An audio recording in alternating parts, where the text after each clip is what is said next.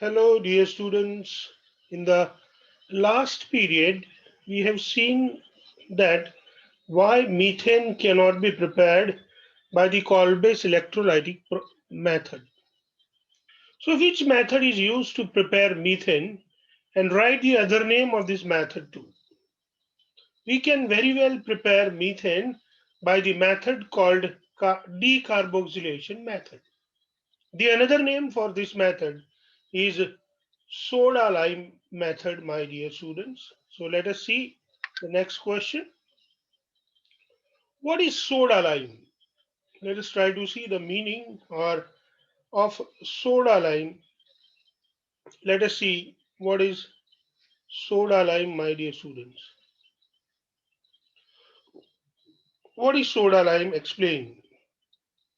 Soda lime is 3:1 mixture of sodium hydroxide and calcium oxide. That is 3:1 NaOH is to CaO. Or we can say 3 part of NaOH, sodium hydroxide, and 1 part of calcium oxide. Both sodium hydroxide and calcium oxides are used in the granular form generally.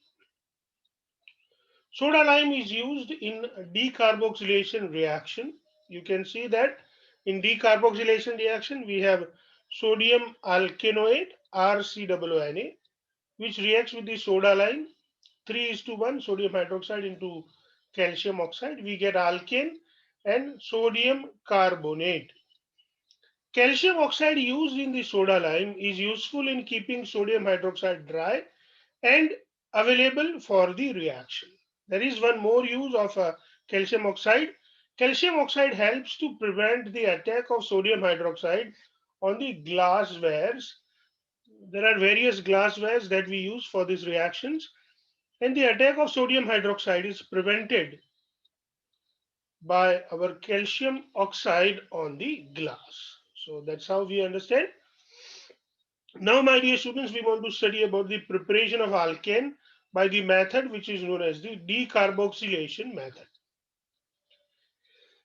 Let us study. In this method, sodium salt of carboxylic acid is heated with soda lime to give alkane containing one carbon less than the carboxylic acid. So, in the process of decarboxylation, my dear students, 1 mole of carbon dioxide, that is COO or CO2, is being removed from the carboxylic acid, and thus the alkane that we get has got one carbon less than the carbon present into the carboxylic acid. This process is called decarboxylation because in this reaction, one molecule of carbon dioxide is removed or eliminated. Let's see the various reactions. You can see RCOOH plus NaOH gives us the sodium salt of carboxylic acid. This sodium salt of carboxylic acid reacts with the 3:1 of sodium hydroxide and calcium oxide, which is collectively known as soda lime. That gives us the alkane and sodium carbonate. Please remember that the alkane that we get has got one carbon less than the carboxylic acid which we have used, or the sodium salt of carboxylic acid that we have used. For example, if we have sodium ethanoate and if we allow it to react with the soda lime, we get methane and sodium carbonate. You can see that in sodium ethanoate we have two carbon, 1 and 2, but in methane we have one carbon. Same way, my dear students, if we have sodium propanoate and if we allow it to react with the soda lime, we get ethane and sodium carbonate. So this is how this method is very well used for the preparation of the methane, my dear students. And we can prepare the other alkanes also, or we can even prepare the other alkanes by this method. Now, my dear students, we have a question. Sodium salt of which acid will be needed for the preparation of propane? Write the chemical equation for the reaction. This is one of the in-text question. So sodium salt of butanoic acid, my dear students, we need to prepare propane, which has got 3 carbon. So obviously we will have to use the carboxylic acid, which is having the 4 carbon, because in decarboxylation the number of carbon degrade or number of carbon decreases. So sodium salt of butanoic acid is needed to prepare propane. Let us look into the chemical equation, my dear students. You can see that we have sodium butanoate, CS3, CS2, CH2, COONA. You can see that we have 4 carbons. These 4 carbons, when they react with the 3:1 of soda lime, that is sodium hydroxide and calcium oxide, we get propane that has got the 3 carbon and sodium carbonate. Now, my dear students, we have next point to study, that is the preparation of benzene by the decarboxylation reaction. So we can even prepare benzene by the decarboxylation reaction, my dear students. You can see that we have sodium benzoate, so benzene ring and COONA, which is known as a sodium benzoate. Sodium benzoate is prepared by the reaction of C6H5 COONA, sorry, C6H5COOH, my dear students, that is your benzoic acid. So if we have the benzoic acid, dear students, we can use this benzoic acid C6H5COOH is your benzoic acid. When this benzoic acid reacts with sodium hydroxide, it gives us sodium benzoate C6H5COONA plus water. This C6H5COONA, which is known as the sodium benzoate, undergoes the decarboxylation reaction with soda lime. We get benzene and sodium carbonate. It's quite simple, my dear students, but it's a very important reaction for the 11th class. So now let's move forward and understand preparation of alkene from alkene and alkynes. So now we want to prepare the alkanes, and we can prepare the alkane from alkenes and alkynes. Alkanes can be prepared by adding hydrogen in the alkene and alkyne in the presence of catalysts like platinum, palladium, or nickel. So you can see that when we have ethene, we add hydrogen in the presence of platinum, palladium, or nickel, and we get ethane. Same way, my dear students, if we have 2-butene, and if we add hydrogen to it in the presence of the catalyst platinum, palladium, or nickel, we get butane. Now, if we have triple bond or alkyne, that is, let us look at the propine. So if we have propine, my dear students, and if we add hydrogen in the presence of platinum, palladium, or nickel, we first get propene. This is what it is known as a propene. This propene, my dear students, again, if it undergoes the reaction with hydrogen in the presence of platinum, palladium, or nickel, and we get propane here produced by my dear students. So this is how, dear students, we can understand about the various reactions. Now let's move and understand the preparation of alkane from the alkyl halides. So let us see how we can prepare the alkane from the alkyl halides. Alkyl halides other than alkyl fluorides on reduction with zinc and dilute hydrochloric acid gives us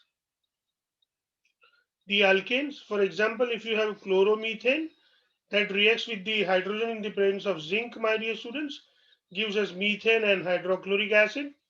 Same way, if we have chloroethane and hydrogen in the presence of zinc, my dear students, it gives us the ethane and hydrochloric acid. So by using zinc, my dear students, we can do the reduction of the alkyl halides and we can get the respective alkanes. For example, if we have chloropropane and if it is reduced with the hydrogen in the presence of zinc and H plus or acid, we can get propane. So it's a quite simple method, my dear students, and very easy to understand. I hope you understand this method well. Let's move and understand something else. What is Wurtz reaction? Give examples. So now we want to study about the Wurtz reaction and their examples. Why this method is not used for the preparation of alkanes containing odd number of carbons. So let us see how we can prepare alkanes using the method. which is known as the Wurtz reaction. Alkyl halides on treatment with sodium metal in the presence of dry ether gives us higher alkane. This reaction is known as the Wurtz reaction. For example, if we have chloromethane, that is CS3Cl, again we have CS3Cl, and if we allow it to react with the sodium metal in the dry ether, we will get ethane as well as sodium chloride. If we have bromoethane, my dear students, these two molecules of bromoethane, when it reacts with the sodium metal in the presence of dry ether, we get butane and sodium bromide. So this is how we can easily understand about the um, Wurtz reactions. In the Wurtz reaction, we use two alkyl halides to get the alkane. We have till now in the two example, we have used the same type of alkane. Here we can see that the product we get has even number of carbon, that is 2, 4, 6. So we have this number of carbons, not electrons, my dear students, but carbons. So here we get 2, 4, 6 number of carbons. What if we use the different alkyl halides? So let us take the example of different alkyl halide. Initially we have taken both the molecules of the same alkyl halide, but now we are trying to use the two different alkyl halides. So we have taken bromomethane and then we have taken bromoethane, and we have allowed it to react in the presence of sodium metal in the presence of dry ether. Thus, my dear students, we can get the mixture of three compounds. We can get ethane, we can get propane, and we can get butane. So you can see that we cannot add only single molecule of bromomethane, but we can say we have added 1 mole of bromomethane, 2 mole of sodium metal, and 1 mole of bromoethane. Thus, by reacting this bromomethane with bromomethane, we get ethane. By reacting the bromoethane with bromoethane, we get butane, and by reacting bromomethane with bromoethane, we get propane. Thus, we may have ethane, propane as well as butane. Now, when we have ethane, propane as well as butane, my dear students, we will get this mixture of three alkanes. These three alkane mixtures, which is difficult to separate with each other. So the mixture of these three alkane, it is very difficult to separate, and thus Wurtz method is not preferred to make the alkanes with odd number of carbons. Please remember that this Wurtz method is not useful for the preparation of alkanes which are having the odd number of carbons. You are very well aware that odd number means the number of carbon which belong to 1, 3, 5, 7 and so on. So these are the odd numbers, and if we want to prepare the alkane which is having the 3 carbon, 5 carbon, 7 carbon, they cannot be prepared by this particular method. Please remember that even we cannot prepare methane by the process which is known as the Wurtz reaction.